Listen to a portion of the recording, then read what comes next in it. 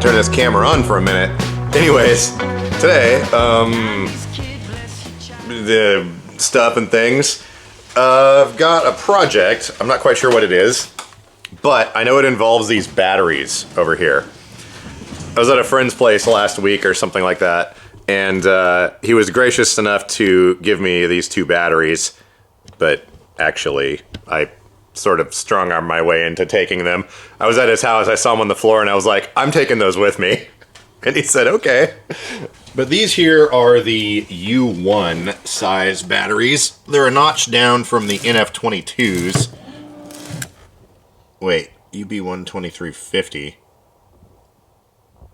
Wait, are these the Group 30s? Hang on a second, some research is required. Upon further consultation from the internet, as it turns out, the U1 is actually the same as the UB12350 or whatever it was that I just said. Basically, we've got this little chart here, and looks like it ripped. The U1 is this battery right here. This is the one that normally works in things that I call scooter chairs. They're sort of like scooters, but they take the form factor of a wheelchair. They're not really set up for full-time use, don't have rehab seating, anything like that. So the order of batteries goes, in most devices, we can ignore a few of these. It starts with the U1, that is the group number, is U1. Then we go up to the 22NF. That's going to be a lot of the quantum chairs, some smaller rehab chairs, things like that. A lot of the quantum still use the 22NF. Then from there, we go up to the group, from there we go up to the group 34, which for whatever reason is not on this chart. But yeah, it's U1, 22NF, group 34, which is usually 60 amp hour. Then we go up to the group 24, which usually is going to be the flat top in most applications. These are typically 70 to 75 amp hours. And then from there we go up to the MB127. These are the big boys here.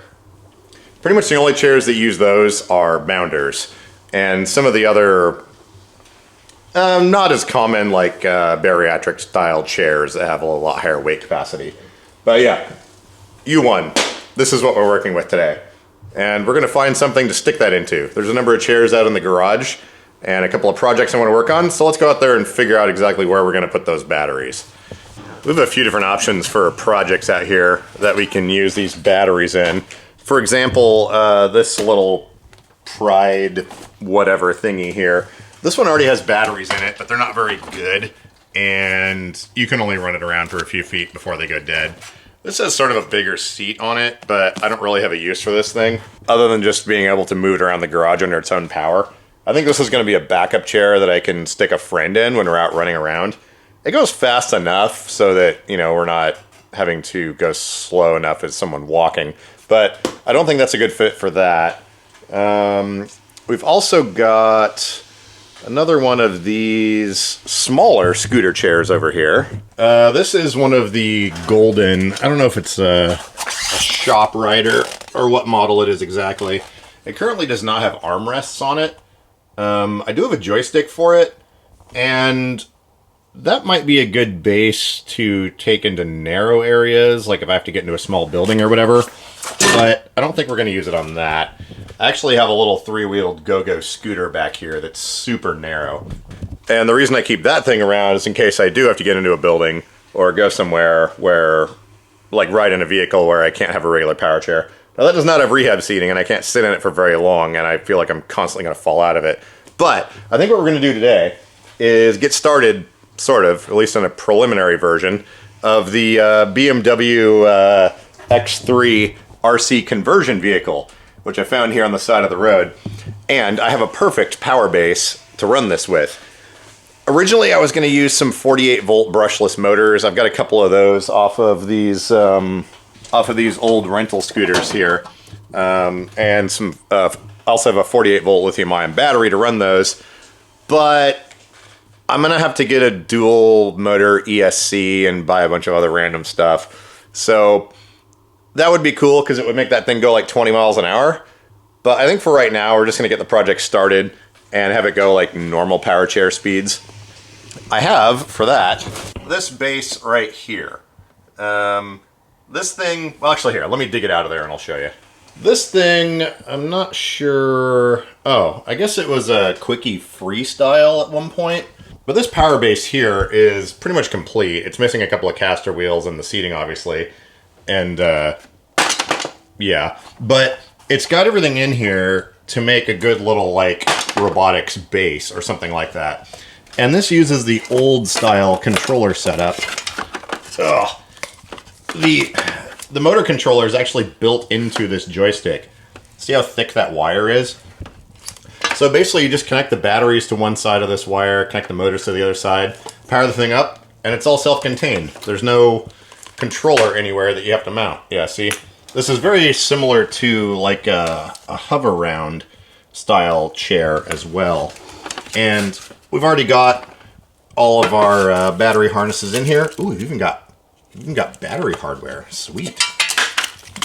This uses little right angle motors. So these are going to be fairly easy to mount.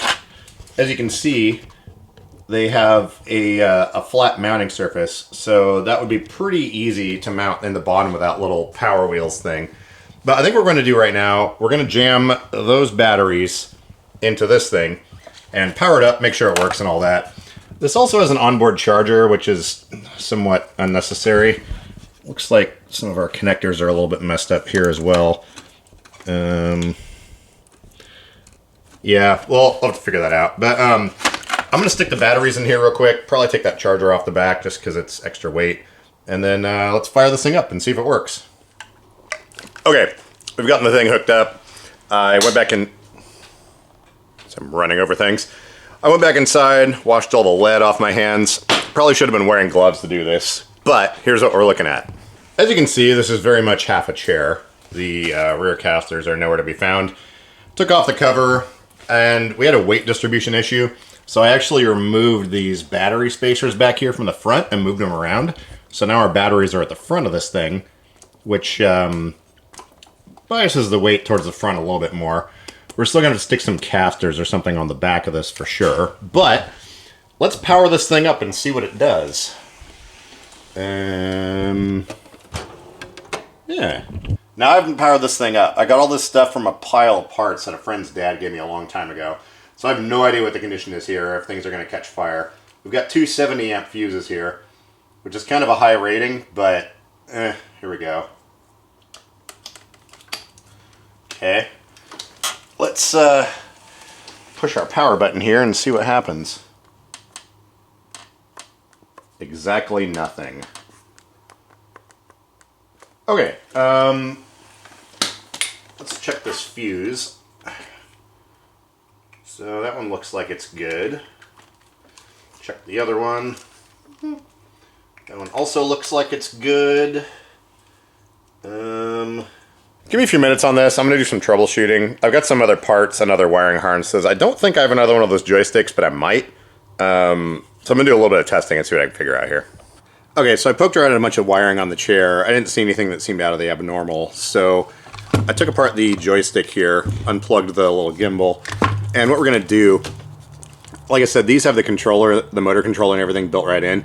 So we're going to power this up with the bench power supply and see if this thing even turns on, just to eliminate any sort of like wiring issues, because this is a big, thick cable, and these don't appreciate being flexed that much. So let me grab a couple of clip leads here. So let me get this wire out of the way over here. Actually, I should probably put it somewhere it's not going to short out on something. All right, there we go. Fire up the power supply. Bzz. Turn this thing up to 24 volts. There we go, 24. Now this negative connection has sort of a protective sheath on it, so let's see. Oh yeah, that's no big deal. Let's pull that out of the way. There we go. Connect up our negative here.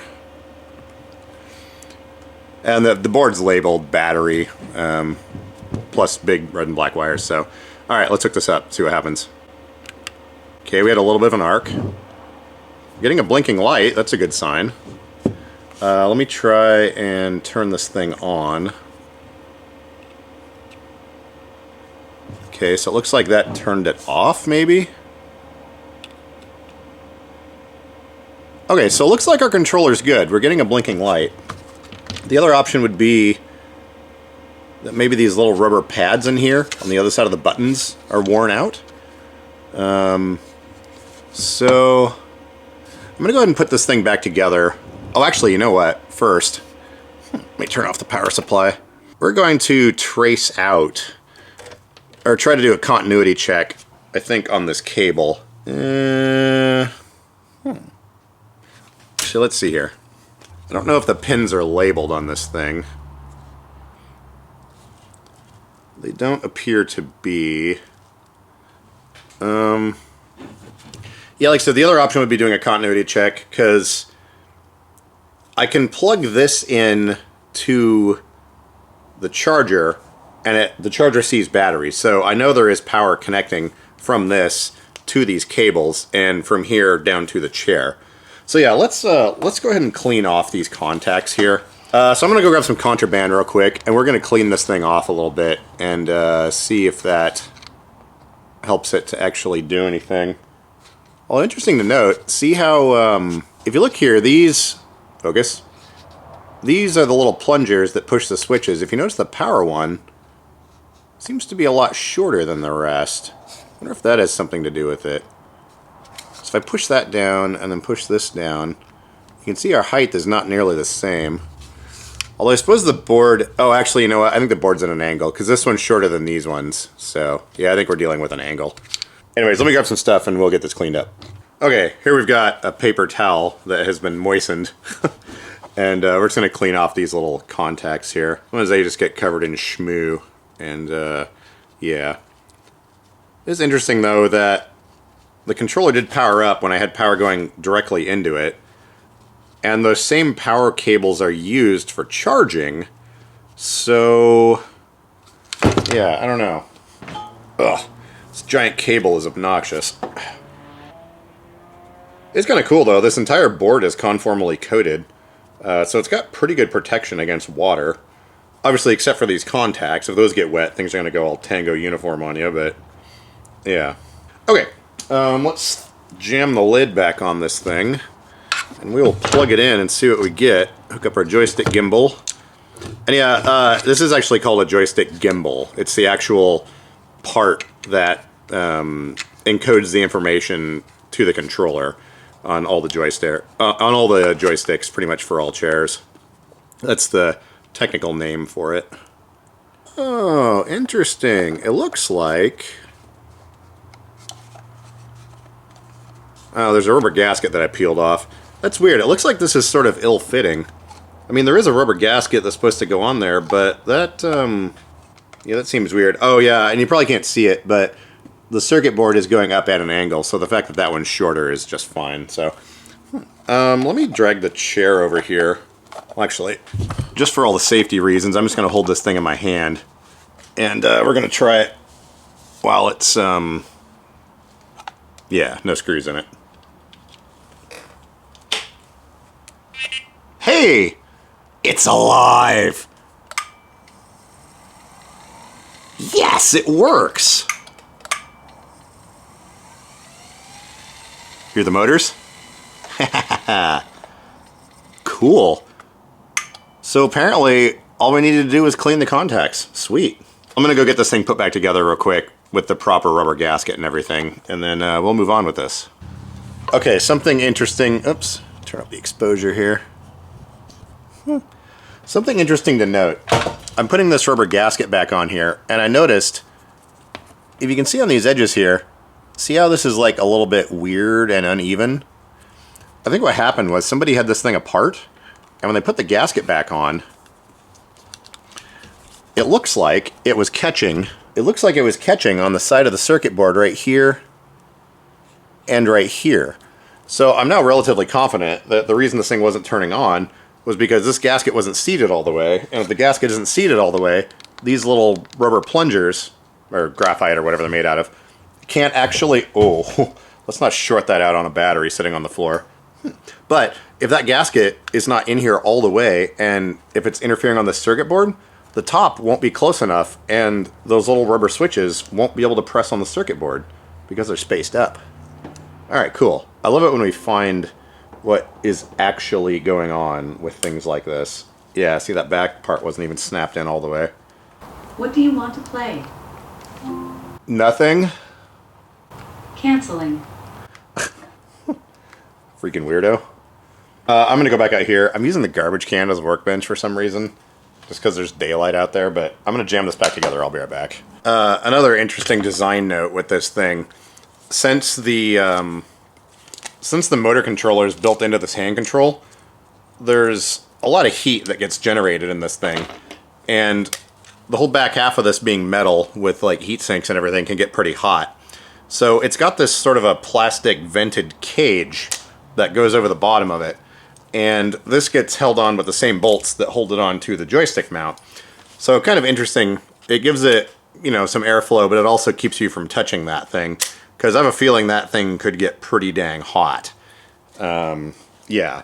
But basically you put your swing away or whatever your joystick mount is on here.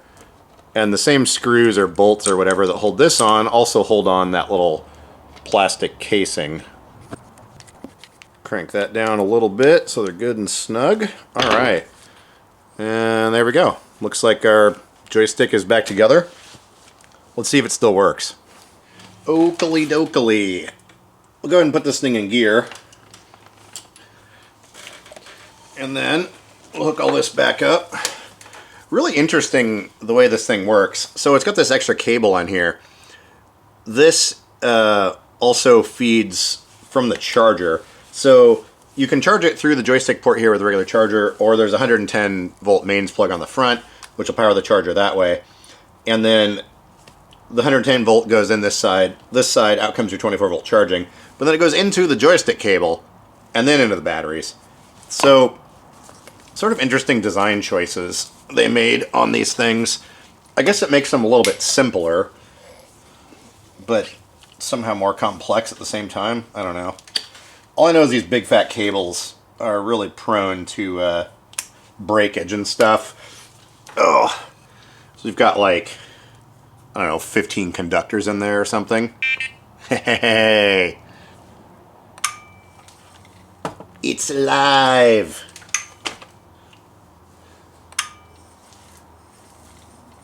Oh yeah.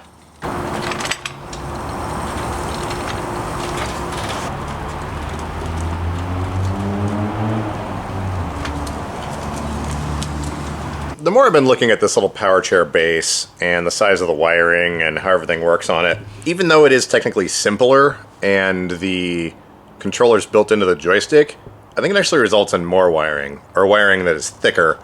If I was to take apart, say, that little chair there, or actually the one with no armrests on it might actually be a perfect thing, because what else am I going to use it for? It seems like a good power base.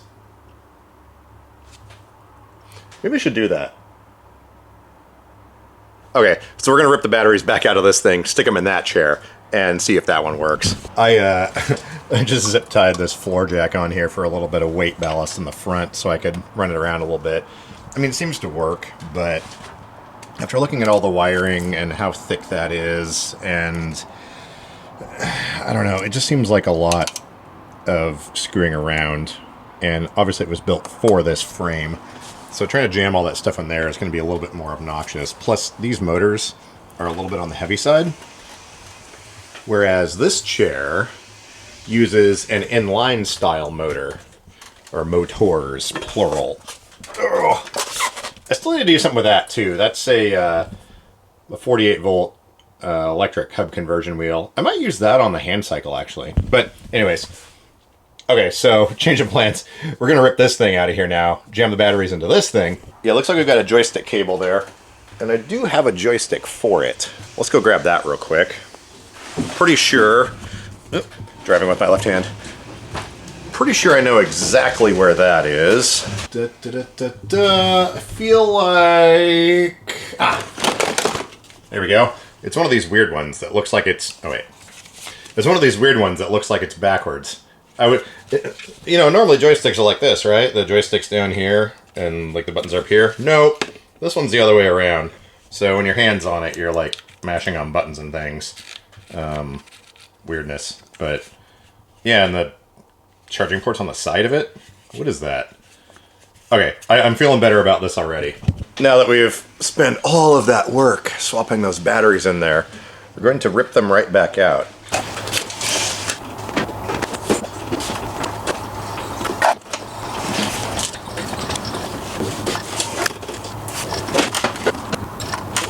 I think I might have to take the seat off of it though, which I think I can do. It's just a single lever and then it just lifts right up. The covers on these are just held on with Velcro. I'm pretty sure I can get the front battery in, but maybe not the back one. Although the seat does swivel all the way around. Let me see. If I can slide the seat back and swivel it around and then get the batteries in that way, that might work. I'm going to go over here and remove the batteries from that thing first. And then, yeah, we're doing things. I did just realize something about this chair, though. We don't need the seat on it at all. And I can take it off. I was worried about putting it back on. So, let's lift that thing off of here real quick. And then we'll have a lot easier access to everything.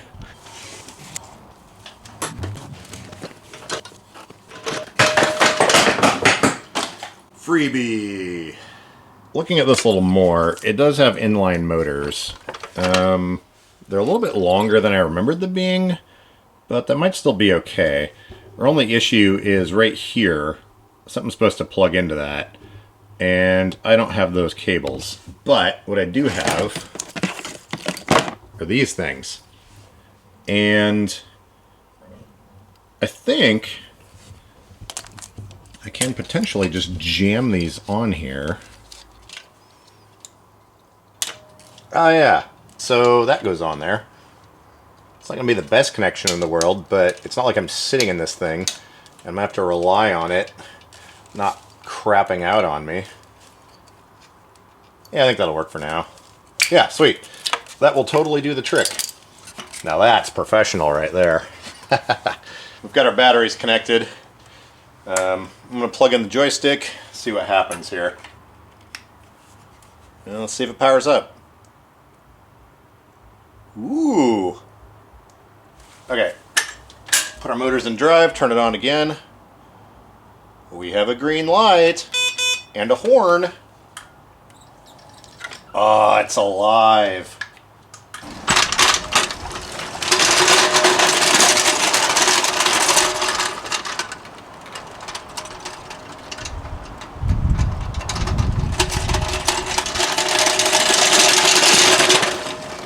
That thing actually goes pretty fast. It's about the same speed as this C300. Well, it's probably about 6.1 miles an hour.